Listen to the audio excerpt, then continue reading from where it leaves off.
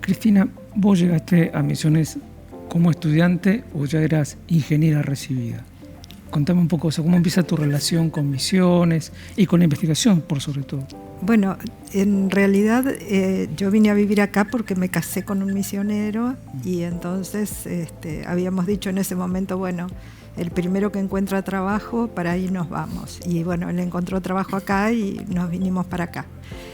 Y yo tenía un profesor de control de procesos en La Plata que me escribió una carta de recomendación para un profesor que conocía acá en la facultad.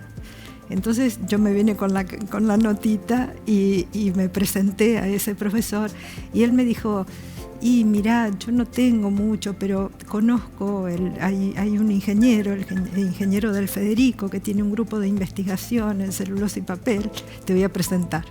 Y entonces ahí me presentó y bueno, ahí entramos en relación y si bien en ese momento no había cargos docentes, yo encontré con el tiempo, a los pocos meses, el anuncio de las becas de CONICET.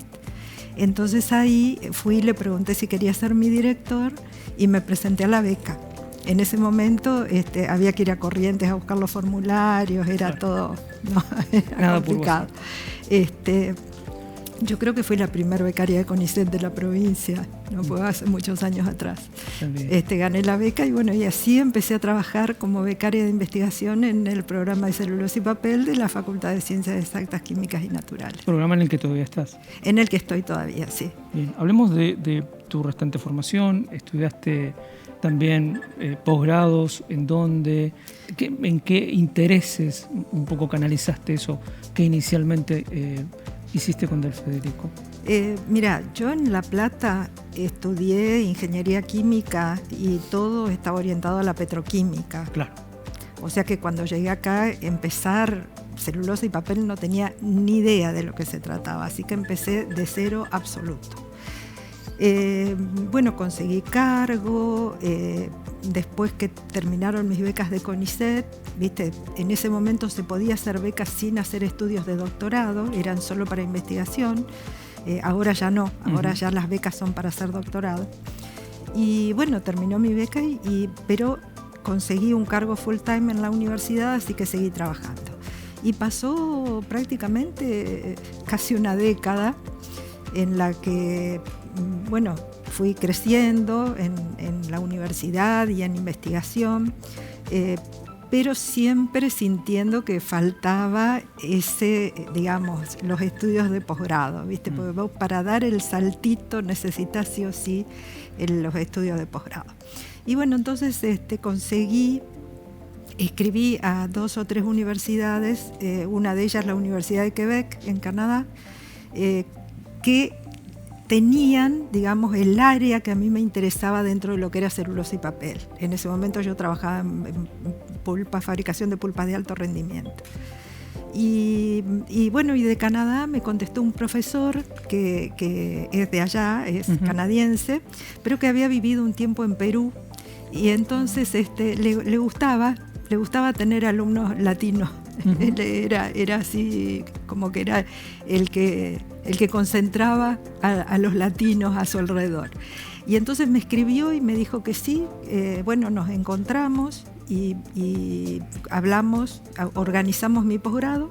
Y bueno, y ahí me fui con mi marido de ese entonces y con mis 3 hijos a hacer una maestría. Estuve allá estudiando un año y algo, y terminé la maestría y volví. Y acá me propusieron iniciar una maestría. Entonces ahí con el grupo, ¿no? Un grupo, la verdad que el grupo del programa de celulosa y papel siempre fue muy fuerte y con mucho compañerismo, ¿no? Muy unido.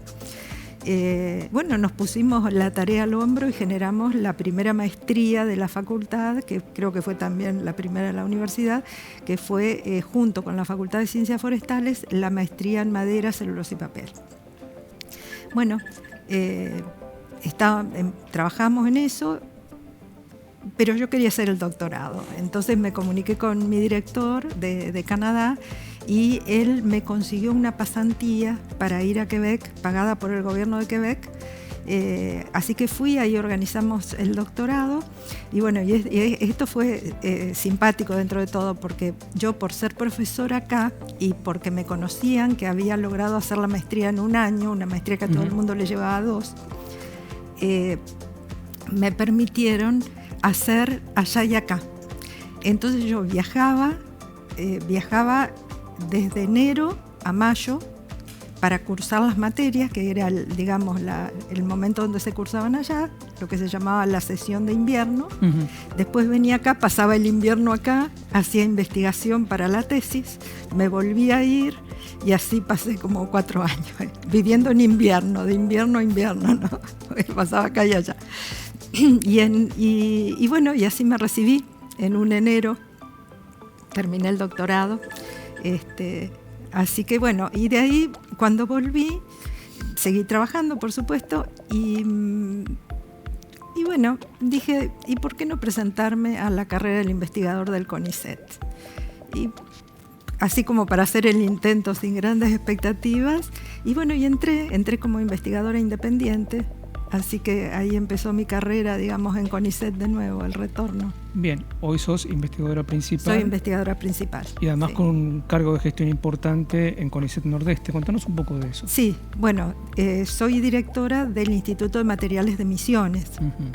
Entonces, como directora, digamos, el CONICET tiene un consejo directivo, el Centro Científico Tecnológico CONICET Nordeste, tiene un consejo directivo formado por todos los directores de las unidades ejecutoras. Que somos 10. Y bueno, entonces dentro de los miembros del consejo en general se suele elegir el director. Bueno, en ese momento había que presentarse a concurso y bueno, la directora de ese momento me dijo, dale, presentate. Bueno, yo tampoco quería, digamos, dejar un poco de lado mi función acá en el Instituto de Materiales. Y bueno, y me convenció de que podía hacer las dos cosas y me presenté. Me presenté al concurso, que tiene una evaluación con una entrevista con evaluadores de otros lugares del país. Gustó mi propuesta para desarrollar en el CCT y bueno, me eligieron directora, así que desde abril del año pasado, voy a cumplir 1 año en la gestión. Empecé a trabajar ahí, con sede en Resistencia, ¿no es cierto?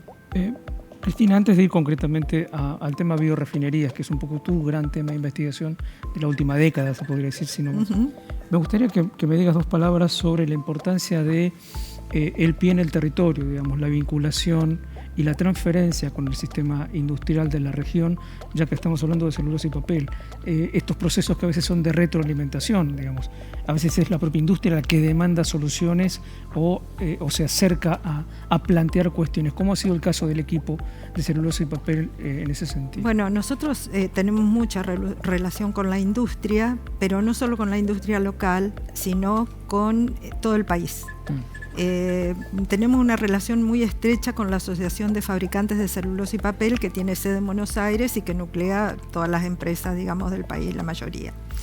Y bueno, por el tipo de investigaciones que nosotros hacemos, nos buscan mucho, porque nosotros, digamos, no hacemos ensayos de rutina.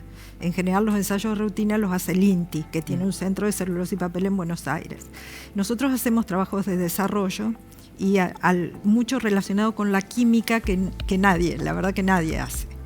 Entonces, bueno, gente de, qué sé yo, Ledesma de Jujuy, Papelera Tucumán, empresas de Río Negro, o sea, realmente varias de Buenos Aires, además de acá Arauco y Papel de Tucumán.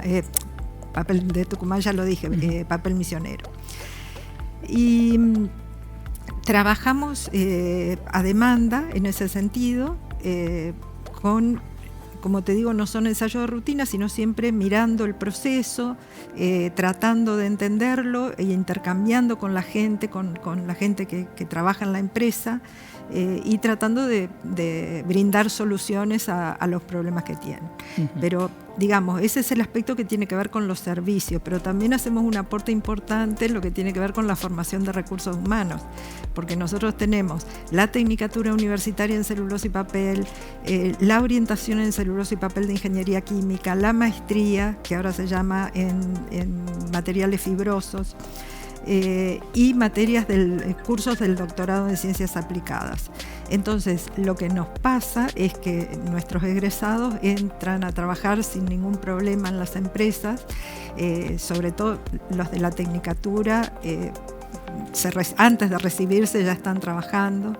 Tenemos en ese sentido un convenio con Papel Misionero, y lo que nos pasa es que tenemos estudiantes de doctorado o postdoctorales que en un determinado momento se tientan y se van a trabajar a la industria. Así que realmente estamos muy contentos, si bien, digamos, nos deja un poco un sinsabor que se nos vaya la gente del grupo, pero eso también nos da un pie en las empresas, porque tenemos toda nuestra gente trabajando en las empresas, así que eso está muy bueno. Hablemos de biorefinerías. Sí. Has trabajado muchos temas, ¿no? Pero en tu caso personal y el equipo, una buena parte se ha ocupado de esto. Me gustaría que empecemos desde el ABC, digamos. Este concepto de biorefinería aplicado a celulosa y papel, cómo se entiende, y a otras cosas también. En tu caso, celulosa y papel. Sí. Cuéntanos un poco. Bueno, biorefinería, el concepto de biorefinería es una estructura que sirve para obtener productos de biomasa que puedan reemplazar a los productos de base fósil. Entonces, por ejemplo, en vez de usar un plástico derivado del petróleo, obtener un bioplástico derivado de algún recurso natural. Ese recurso puede ser desde, aceite de soja hasta acerrín, ¿no es cierto? Bueno, el área en la que nos dedicamos nosotros tiene que ver con lo que se llama materiales lignocelulósicos, porque son los tallos de las plantas, los troncos de los árboles, que tienen en su composición química compuestos que son la celulosa, la lignina, las semicelulosas y los extractivos. Ya sabe, todo el mundo conoce, cuando se habla de papel, se habla de pulpa celulósica, porque es la fibra que tiene mayormente celulosa. ¿Por qué? Porque en el proceso se extrae la lignina, ¿sí? Porque la lignina es la que mantiene unidas a las fibras. Entonces, se extrae la lignina, se separan las fibras y se pueden formar en una hoja de papel. Entonces, esa lignina, en general, en la industria, se quema para generar energía. Con otros componentes, ¿no? que salen del proceso como parte de las hemicelulosas y los extractivos. Entonces, ¿qué pasa? De pronto, analizando la química de todos estos compuestos, se descubre que realmente se pueden obtener productos muy valiosos sobre la base de la biorefinería, utilizando la química, la molécula, ¿no? de estas sustancias. Entonces, así, por ejemplo, a partir de hemicelulosas, de bagazo de caña de azúcar, nosotros hemos obtenido xilitol, que es un edulcorante natural derivado de las hemicelulosas, de la silosa. O a partir de la lignina que se extrae, se obtiene, por ejemplo, vainillina, que es la esencia de vainilla de las tortas, ¿no? Entonces, todos esos productos que se obtienen del petróleo, nosotros los podemos obtener de la biomasa, ¿no? Y eso hace que se valoricen esos residuos, ¿no? El acerrín, el bagazo, lo que son las pajas de cereales. ¿Qué quiere decir valorizar? Bueno, todo se puede quemar para generar energía, pero ese es el menor valor que yo puedo obtener de un material. Entonces, ¿qué es lo que puedo hacer? Bueno, lo que llamamos utilización en cascada. Tengo la biomasa residual, trato de extraer las moléculas más importantes, trato de transformarlas en productos que tengan alto valor agregado, y el residuo de todo eso es lo que finalmente se quema, ¿no? Y ese es el concepto de la biorefinería. Bien. Partiendo de ella, entonces, hay un grupo grande de gente trabajando en todo el norte argentino. Hay una articulación, me gustaría que nos cuente qué termina derivando de esa articulación de todos estos grupos, y hay una posibilidad enorme de generar muchísimos productos de muchos residuos de la industria en toda la región. Claro, hay muchos grupos en el país, bueno, en el mundo, ¿no es cierto? Porque esto de las biorefinerías es una cuestión que no nace acá, sino que se está estudiando en todo el mundo. Y entonces aquí se ha empezado, los diferentes grupos de investigación del país han empezado a estudiar de acuerdo con los residuos que tienen en cada lugar. Entonces, por ejemplo, que en la provincia de Córdoba usan el maní, en la provincia de Buenos Aires usan el maíz, y así con todo, o la soja, ¿no? Y con esos residuos buscan fabricar productos. En el caso nuestro, hay, de acuerdo con el grado de desarrollo que tienen los grupos de investigación, porque realmente dentro de lo que es el Norte Grande, Tucumán hace muchísimos años que tiene una universidad muy consolidada, tiene institutos del CONICET. Entonces, bueno, por relaciones personales, porque así se da todo, ¿no es cierto? Nos conocimos con el que ahora es director del CCT NOASUR. Nos conocimos en Buenos Aires en reuniones de comisiones de CONICET y bueno, conversando, bueno, y ya que ustedes están y que está este financiamiento, ¿por qué no nos presentamos?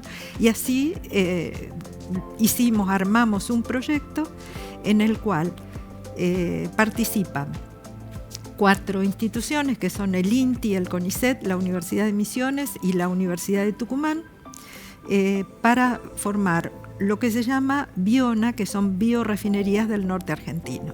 Entonces, digamos, es como una estructura que tiene 2 polos, uno es Misiones, otro es Tucumán. Nosotros, para trabajar básicamente con residuos de la forestoindustria, Tucumán con lo que es bagazo de caña de azúcar, residuos de cítricos, por ejemplo. Y bueno, ese proyecto fue evaluado a nivel nacional como CITES, Centros Interinstitucionales Estratégicos, y fue aprobado. Y no solo eso, sino que fue declarado de interés nacional, por lo cual se decidió financiarlo con fondos del Tesoro en vez de fondos del BID, con la Ley de Promoción de la Ciencia y la Tecnología.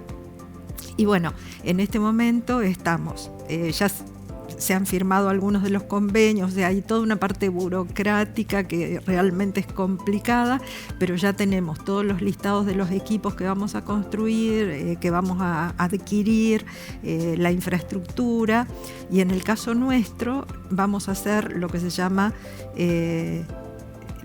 BioNEA, que sería la biorefinería del NEA, que va a ser una estructura con equipamiento a nivel piloto que se va a instalar en el campus universitario y en la cual vamos a tratar de escalar, o sea, de hacer el cambio de escala, todos los productos que hemos desarrollado a nivel laboratorio, pasarlos a una escala piloto para después poder escalarlos a escala industrial. Ahí me detengo un poco, ahí suele haber un cuello de botella siempre complejo, el cambio de escala, ¿no? Porque ¿qué es lo que suele faltar? ¿Qué es lo que suele no aparecer o demorar en aparecer? El interés del otro sector, del sector privado, en participar, porque hay que arriesgarse. Puede que en la nueva escala las cosas no salgan bien. ¿Cómo está eso? ¿Es parte del trabajo que ustedes tienen que hacer o ya es otra unidad la que va a tener que ocuparse de ese vínculo final, digamos? No, nosotros en el BIONA tenemos pensado tener, digamos, gente que se dedique al contacto con las empresas. De hecho, antes de empezar ya tenemos empresas interesadas que se acercan. El tema es que hay una cuestión. Los que se acercan en general son los que tienen el residuo que quieren valorizar. Claro. Entonces, nosotros lo que necesitamos es empresas interesadas en los productos finales. Pero ese es un problema, ese es un inconveniente que tiene la biorefinería. Y es que estos productos de biomasa no están nomenclados. Entonces, si yo quiero vender un xilitol derivado de aserrín de pino, es posible que tenga otras características o que no haya una legislación que lo contemple. O sea, tiene que ser aprobado por las entidades que manejan el tema de los alimentos. ¿Sí? Entonces hay todo un trabajo para hacer que tiene que ver con la parte legal, la parte comercial, la parte de marketing. Hay trabajo para mucha gente, la verdad, ¿no? Más allá de lo que es la parte química en sí o la parte productiva. Bien. Visto así, digamos, uno piensa que este es un proceso de ensanchamiento, de expansión, que parecería no tener mucho límite, digamos. De golpe, de un pequeño equipo de trabajo, estamos hablando de trabajo para mucha gente en rubros totalmente distanciados, como puede ser la química y el marketing. Exactamente, es algo que no tiene límites porque la estructura molecular de las sustancias con las que trabajamos no tiene límites. Entonces se pueden obtener tantas cosas que realmente es infinito. Ahora, lo más interesante que tiene, en este caso, nuestra realidad de las biorefinerías, es que nosotros hemos trabajado tanto con grupos de otros países, hemos tenido tantos proyectos internacionales, que ese intercambio de conocimientos se mantiene y se va a mantener en el tiempo, y eso nos enriquece muchísimo.